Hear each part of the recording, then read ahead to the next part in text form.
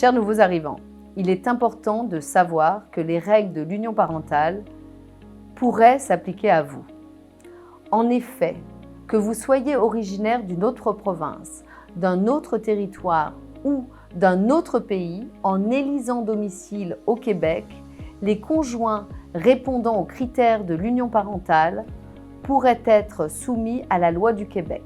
Je vous invite à réécouter la capsule 2 de la présente série pour vous rappeler les critères applicables. Dans l'intervalle, retenez que si vous avez un enfant à compter du 30 juin 2025, vous pourriez être visé par l'union parentale.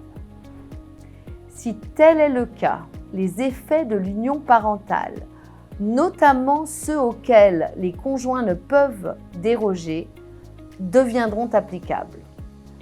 Nous vous rappelons donc qu'il y a création d'un patrimoine de l'union parentale, lequel vous pouvez moduler ou auquel vous pouvez déroger.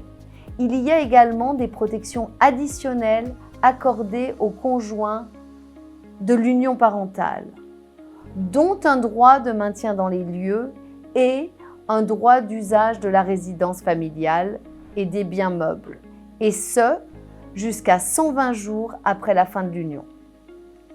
En cas de décès également, le conjoint toujours uni par la voie de l'union parentale pourra percevoir un héritage à ce titre par simple application de la loi.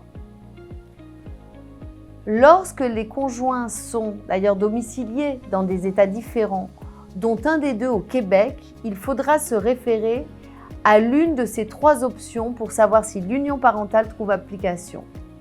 La loi de leur résidence commune, la loi du lieu de leur dernière résidence commune ou, à défaut, à la loi du lieu de naissance de l'enfant.